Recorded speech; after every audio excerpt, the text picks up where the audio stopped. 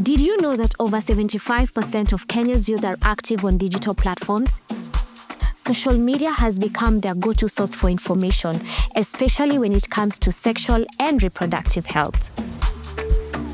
While traditional methods are struggling to keep up, digital media is making an impact in how we access and share knowledge.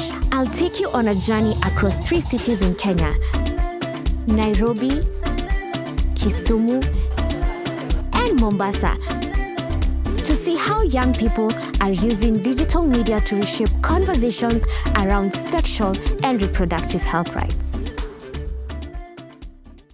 We begin in the capital city, Nairobi, where some of the most exciting digital innovations in SRHR are taking roots. Where do you usually get your information on sexual and reproductive health? I Google sometimes. Source for contacts of gynecologists and ask them. No Google. I just rely on my knowledge. I also consult my friends. Do you know any sexual health content creators in Kenya? Not really.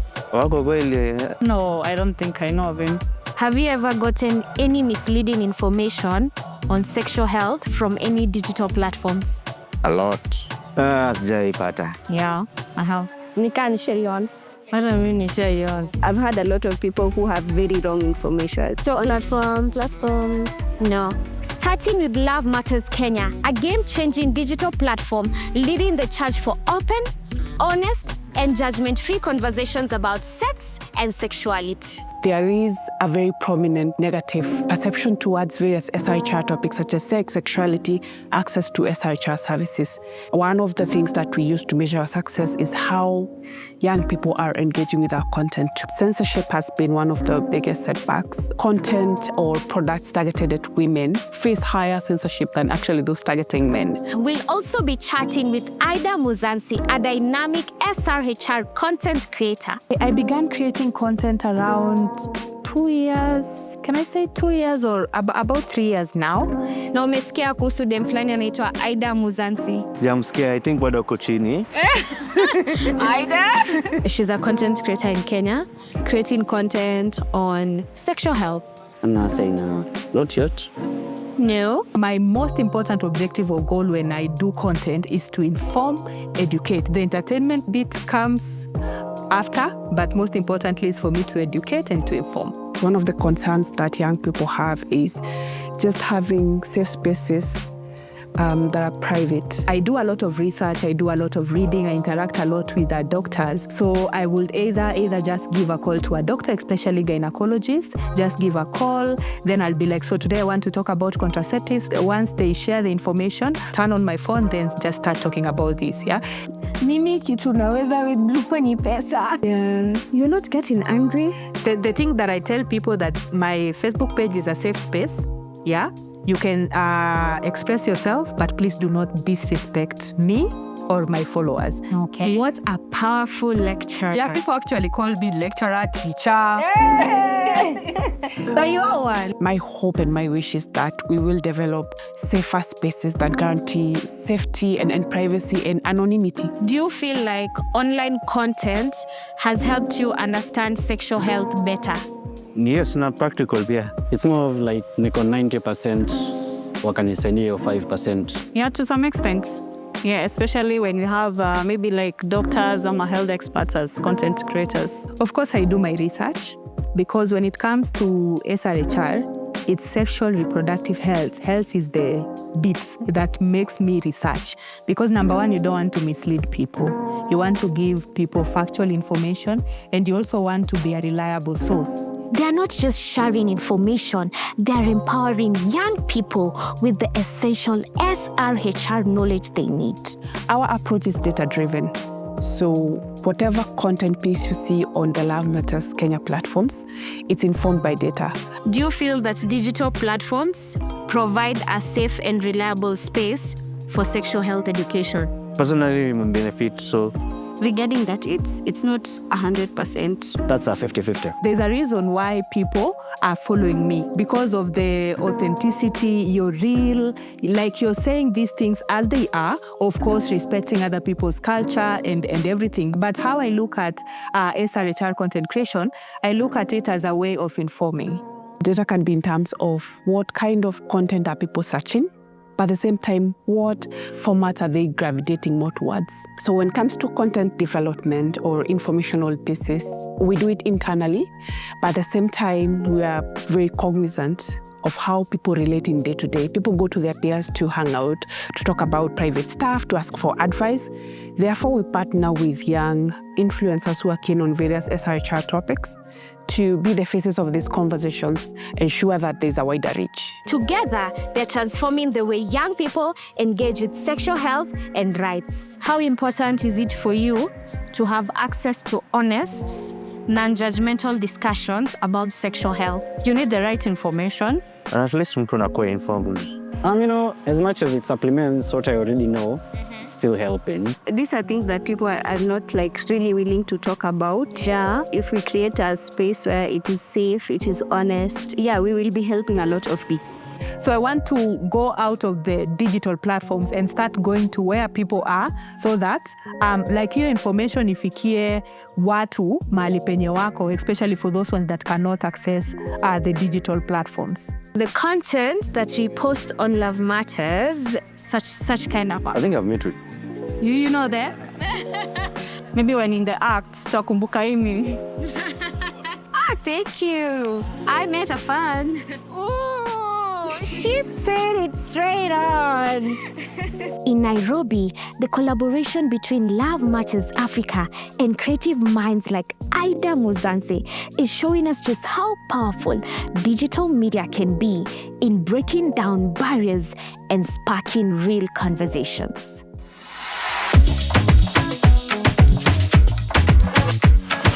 Now that you've seen how Nairobi is leading the charge, welcome to Kisumu.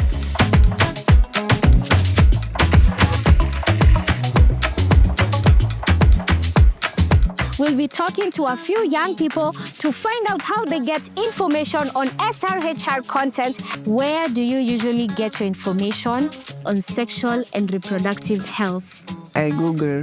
I've actually tried using the Shuja's Google. Wa Google or from FB. X Space, Facebook, Instagram, and Twitter. Have you ever gotten any misleading information on SRHR from any digital platforms? Pardon. I mostly use Google, and sometimes it is misleading, sometimes it is useful. Don't think so. Yes. And also meet Nelson, a youth advocate whose journey with SRHR has been transformed through the impact of digital media. I was raised by my dad alone, and I have two brothers who are younger than me. I'm technically the firstborn. A lot of those conversations, we were not able to have them with my old man. But every time at every stage of growing up, we'd have conversations about what you're supposed to do as a man, because he definitely noticed that you're growing. So he'd tell you, as a man, you're supposed to do this, do that. Have you ever heard about Love Matters? I've seen it in the platforms, but I've never actually indulged further. Not quite. So we know. No. Love Matters, yes. Love Matters, yes. Yeah. All right. High school formed some sort of foundation for those discussions, but when it came to college now, the discussions were very free amongst our peers. From there, we would discuss issues of even, have you got tested? When was the last time you tested? And such discussions around reproductive health. Maybe people would be oblivious to the fact that these are SRHR discussions, but as a peer educator, you'd understand that somebody is trying to maybe find a solution to something they're experiencing. If I know that I'm not able to ask my dad this, the next thing I'd look at is the internet. And the internet has a lot of opinions. Everybody has an answer to topics that maybe they're not even well conversant with. Do you feel that digital platforms provide a safe and reliable space for SRHR education? Yes. It's useful, yeah, it's useful. Okay. Yeah. 50-50, I'd say. Okay. Because we know that there is also a lot of online gender-based violence, a lot of trolling, and especially for people who are very expressive in online platforms on matters reproductive health rights, they may fall victim of discrimination or online trolling or harassment. So in terms of digital space being safe, it's neither here, neither there. Because, in equal measure, it's safe and might also not be safe. I interacted with Love Matters for the first time in 2017 or 18. We were working with them on a project called Right Evidence Action, RARE. But then I was a youth advocate at Naya, Kenya. Yeah. So Right Evidence Action had us in this training where we were learning about African or regional international mechanisms, national mechanisms, the United Nations Human Rights Council and stuff like that. So it's very accommodative. Conversations are very organic and easy to relate with any young person, regardless of where they are from. You know, it was very interesting in the kind of work that they were doing online. I hadn't met that before. The general outlook of the platform was just opening that kind of discussion that most people would look at as illicit. Sensitive topics like LGBT were very, very, very hushed. Not a lot of people would talk about them, but already Love Matters was giving the platform to, platform would post maybe a question or did you know or stuff like that. Then you get to hear raw opinions in the comments. How important is it for you to have access to honest, non-judgmental discussions about sexual health online? I feel like it's quite important to have, especially non-judgmental, because we get judged a lot. When you have that platform where we are not judged and it's very honest, I think that will be very useful and it is very important. It is important because it can help me on planning on contraceptives, how to be safe with my partner, and if possible, help reduce any mishaps, if you know what I mean. Sometimes young people don't really engage a lot with videos, especially long videos, yeah? But memes, they relate a lot with memes too, yeah? So if the meme can also carry a question in it or can carry some sort of information in it, those are the type of posts that get a lot of engagement. So there's these posts. Babe, I feel like if we have more sex, our relationship will become stronger. Do you usually have sex daily with your boyfriend or girlfriend? Does having sex daily make your relationship better and stronger? I think the man might have actually gotten some incorrect information about relationships before, because you don't have to always have sex just to keep your relationship intact. Yeah, this is quite good. Mwanaume akianza kumwaga spam ya yellow or green or pinkish red inamaanisha nini? I think it's actually straightforward and getting straight to the point. Anytime there's a post, the first thing I run to is the comments. Yeah, because I want to see what do people think about this. While you are playing with your balls, why not shake them for lumps? So what do you think about these posts? It's educative and it's also like a fun way. It's also, yeah. Yeah. Ladies, can a man convince you that ataingiza kichwa tu na ukubali? Men, mbona mnapenda kurisk sana? You see the type of content that they have? Though it's educative, at the other point, it's true things which is inafanyika. Things have improved. There's a lot of information online.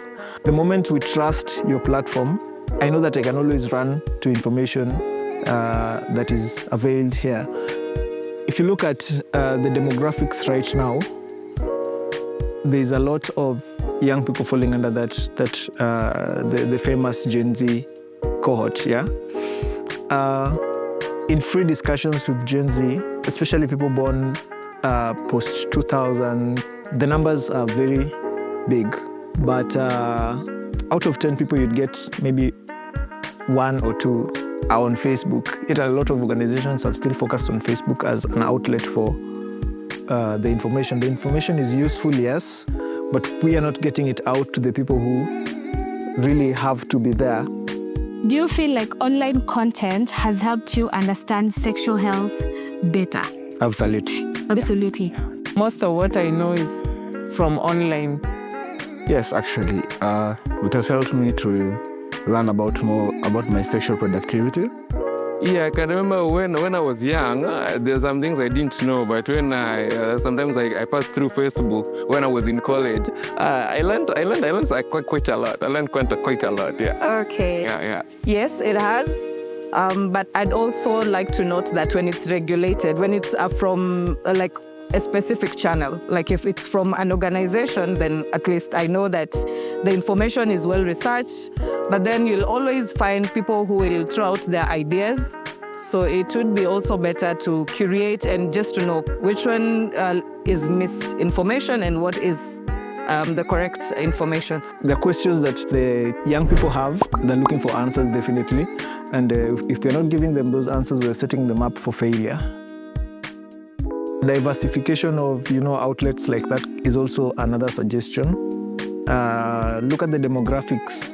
Is there an innovative way that WhatsApp can be used in terms of channels? Because people nowadays are opening up to channels. It's relatively a new concept, but I see a number of people using it.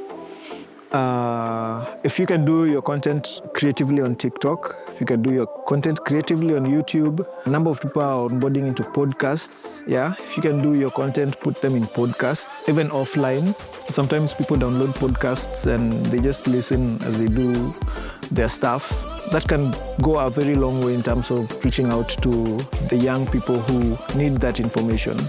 The digital space is a space that transforms very rapidly. Constantly learn as an organization, get to know the trends, get to see where the trends are getting concentrated at, and adapt quickly. Adaptation is key to surviving digitally at this specific time and age. Nelson's story is a reflection of how digital media is reshaping SRHR education. Through the right platform, he gained accurate and timely information, allowing him to stay informed about important SRHR issues.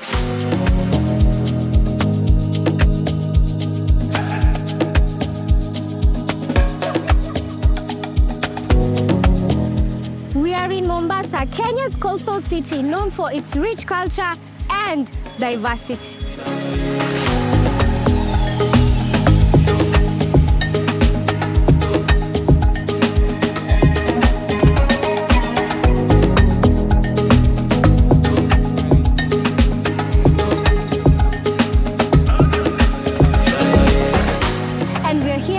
A young man who is taking sexual reproductive health and rights knowledge beyond the screen.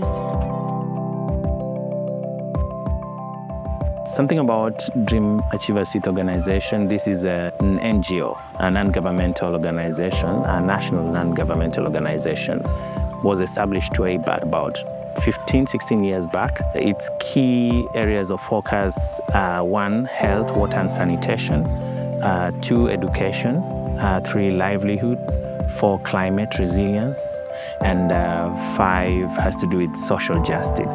We are headquartered in Mombasa, but we have offices, satellite offices in Nairobi, in Kilifi, Kwale, and Kisumu. We have a constituent that is not necessarily all privy to the online space.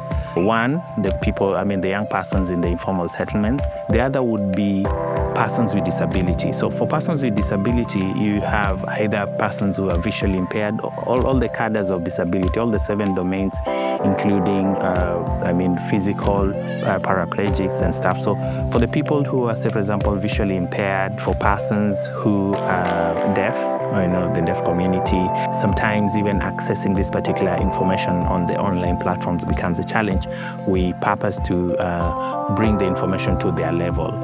For us, I think when we engage at the community level, be it at the barazas, chief barazas, be it the community dialogues, trigger people to speak to their needs. So how we go about planning is getting the needs, then sourcing for information, either online and also resource personnel who would be healthcare workers who are on authority in that particular space, and then the information is disseminated either by talks or by staging plays, because we have a group of test peers we are working in who fashion or curate messages using theater that then is relatable with the community. And of course, we get to freeze when we're doing magnet theater to engage in discussions, to make referrals, to link these people to particular services. Yeah. Drawing information from online platforms, he organizes offline and online sessions to educate those with limited or no access to the internet. Today, we'll discover how he bridges the gap between digital and traditional learning spaces. Ndio kuna information nazapatikana kwa njia mbalimbali, kwa mashirika, mtandaoni, igumzo mtaani, maredioni, lakini humu ndani ya hizi information kuna pia zile ambazo zipoto. Ni muhimu sana tupate factual information. Sawa, hapa tukiongea kuhusu mtandao kwa Love Matters, wamegusia baadhi ya maswala, na mojawapo ya issue ambao wamegusia pia imo hiyo, na zile nyingi ambazo mmezitaja, maswala ya myths and misconceptions, kuhusu maswala ya kujamiana, maswala ya uke kwa ujumla. Whatever they post, the comment section. Wale chacha. Spaces we've interacted with African Media Trust who get to, invest a lot in content that is one, relatable content, and two, that is accessible and inclusive. So Love Matters would be one space that of course we would go to and source information, even download some of the videos, or rather showcase some of the videos to our constituents, like you to you, some of these things to do with just generally SRH, and then engage in conversation with them here. If you find somebody, a young person with disability or a lady with disability, if it's intellectual or mental, they might be abused and they might not communicate. If somebody doesn't have the ability to speak out because of their disability, then it becomes tricky to even know what happened. You come to realize probably later that somebody is expectant or is pregnant and stuff like that. So we tend to have these particular conversations on the safety measures they should be taking, what their caregivers, how their caregivers should come in. In my community, wanaona wakikupatia this knowledge, wanaku-encourage, maybe you go have sex kule nje. Unapata, maybe you hate men for no reason. Kuna watu wengi sana, they know nothing about SRHR. Kama in my village, hakuna hata duke nauza kondo. Yeah, I can say that I've grown up na sikuwahi ona condom in any place hapo. Also, that's an island and it's an Islamic culture. So wanaona kule kwa Waislamu wakikuambia story ya sex, that is forbidden. So watakuwa wanakuguide wewe uende ufanye sex alafu yeah. So unaona, but ile hawatuambii, ndio unapata young girls wamekuwa wako pregnant, ama watu pia wanauana tu ile kiholela because they know nothing. We try and work closely with some of the religious leaders so that they are informed, including linking them to some of the spaces where they can get information, because if you talk about, say, for example, early marriages, some of these are religiously driven, and then not so many people would want to be in conflict with the religion. So you find that if either a Qadi or an imam or a person of higher religious stature mandates, say, for example, is a marriage of a teen, there's nothing much that they need because the family either consent to that. So somebody is introduced or rather to some cases of sexual and gender-based violence at that particular age, and then all these other things that come with it hampers, but as well can be utilized as a weapon or rather to also spread factual information. Somebody will tell you for a dose of, for example, heroin, then they can do a facial, like they can pop your pimples, and it's never like hygienic and stuff.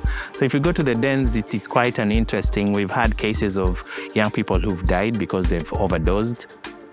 There's some program I was doing, and then you told Maze, kuna jamaa fulani amepatikana kwa nyumba fulani and dead. And if you look at it, they either were shooting, missed a vein or something of the sort. And then there are cases where, of course, you find that they are dealing with the wounds of shooting up. So drug is readily available. That's one thing that we are dealing with. And then it intersects with sexual and reproductive health. Right now, I have the knowledge.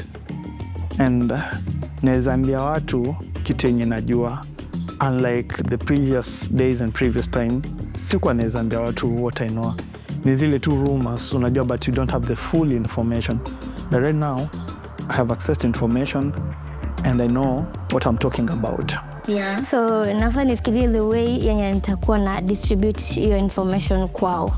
When I look at digital media as a whole, for me is you find a repository of knowledge, like all at a click of a button.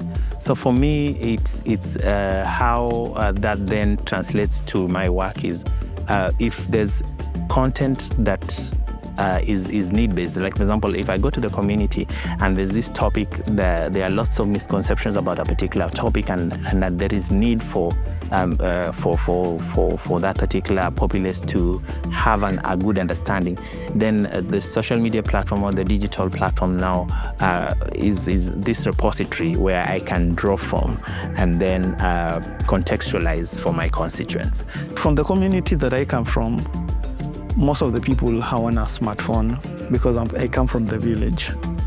But at least when I take this information to them, they will learn, they will understand things.